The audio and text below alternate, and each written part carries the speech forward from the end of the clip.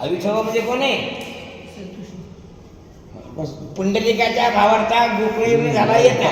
मग गोकुळात कोण राहत होता? श्रीकृष्ण. म्हणजे बापाचं नाव काय आहे? आईचं नाव काय आहे? देव. देवकीने वाहिला, यशोदीने पाळीला, असेची उपयोग केला पांडवासी. काय? देवकीने वाहिला, यशोदीने पाळीला, पांडवाचा बंदी जन कोण्या राहिला. काय पुढे? म्हणून माझ्या प्राप्तीशिवाय त्याला माझ्याच नावाचं. म्हणून तो मद्रूप होतो, मला चून प्राप्त होतो. मग श्री भगवान म्हणतात, म्हणून कोणी कोणतेही नाव घेतलं मरता मरता तर ते माझंच नाव आहे, तो सरळ माझ्याकडे देतो.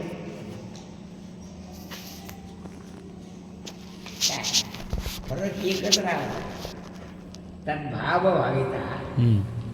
त्या भावनेने त्याची बुद्धी भावित झाली असली पाहिजे. हा महत्वाचा मुद्दा आहे त्यातला. काय काय सांगतात? सदा तद्भाव व्हायचा. मग तद्भावाने भावित झालेली बुद्धी, अशा वेळेला तो जेव्हा देवत्याग करतो त्यावेळेला तो सरळ माझ्याकडे. पुढे मत प्रयाती मत भावम, याची नास्तित्व यात काही संशय नाही, तो माझ्याकडे येतो. हां, तेव्हा श्री भगवान म्हणतात, भावनेने तुम्ही जागा सोडता त्याच भावनेला ते प्राप्त होता. सदा तद्भाव व्हायचा असं. तेव्हा मरणासमयी त्याची जी जीवित सुख आहे ती नाहीच झालेला असतो. त्यामुळे मला चून प्राप्त होतो. सांगतात उभे या उभे पण नाही द्यायचे. जिवंत असताना तो देव म्हणा नसतो. मग देव पडल्यावर कुठं असं तो मग जिवंत असताना त्याचं सगळं लक्ष माझ्या नसते. मग मेल्यावर कुठे त्यात लक्ष नाही. मग त्याला मला धनकाराची गरज नाही. तो सदा मी त्याला जे द्यायचे ती नाग वगैरे घेतलं ना. काय म्हणतो? ब्रह्मसायुज्य ब्रह्मनिर्वाण अवस्था जी मी त्याला देणार आहे तिथे अगोदर घेतलं जीवन घेतलेले. काय तेव्हा परमेश्वर याच्या आत्मा शांती म्हणत कामच नाही ना. द्यायची गरज नाही, कारण घेतलेलंच आहे. गोष्ट सांग, घरात एक मोठा पोरगा असतो, बापाचे लेखत असतो, यावर सगळे व्यवहार करतो. मग मेल्यानंतर बाप मेल्यानंतर या घराचा कारभारी हा आहे म्हणायची गरज आहे काय? कारण तो असताना कारभार तो करत होता ना. मग ते हातात द्यायची गरज आहे, आता कारभार कर म्हणायची गरज आहे काय? कारण ते सगळं त्यालाच माहिती ना. आपण बापा काही माहीत नसते ना. कोणाचे उधारले, कोणाचं कर्ज आणलं, कोणाचं दिलं, बापाला माहिती आहे काय? मग जिवंत असताना हा सगळे या हा मजरूप झालेला आहे ना. मग मेल्यानंतर याच्या आत्म्याला शांतीमुळे माझं काय गरज आहे? आत्म्याला म्हणण्यापेक्षा आत्मा ब्रह्मरूप पूर्ण, ब्रह्म आत्मा ते आपण होत प्रभुचिंतन काही तो स्वतः एकरूप स्वतः झालेलाच आहे. आता एक परमात्मा आपला स्वतः समाविष्ट करून घेऊ म्हणायची गरजच नाही ना. काय पुढे? तेव्हा असा संशय, अशी शंका घेण्याचे काहीच कारण नाही. तो जिवंत असताना या सगळ्या संपत्तीचा अर्धा हिस्सा कोंबलीच आहे काय नाही. मग मेल्यानंतर माझं पेन्शन तिला मिळावं म्हणायची गरजच नाही ना. काय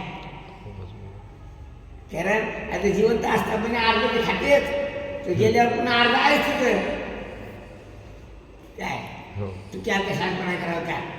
की तिला जे पगार भेटली इकडे जाते भेट. त्यावेळेला ती तिच्या खुर्चीवर बसली आणि अशा अक्षर काय वाजवल्या, त्याच वेळा तिला अर्धी तुम्हाला झाली ती.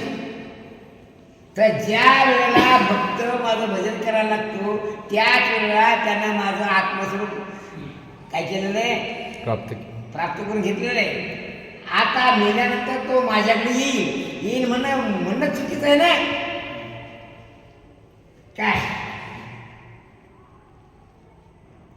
येईल म्हणण्यापेक्षा अरे आलेलंच आहे.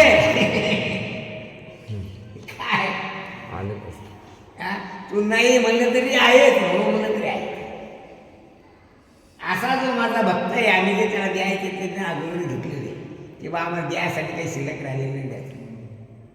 उलट एक शिल्लक राहिला आमचं की त्याच्या मरणांताच्या वेळेला अहंकाराचा वारा न लागू राजसा माझे विष्णुदास हा देव मी बंद त्याला होऊ नये एवढ्या करता मी त्या तिथे हजर असतो तो जात असताना असं भगवान भक्ताच्या तनुत्यागी परिचर्या केली.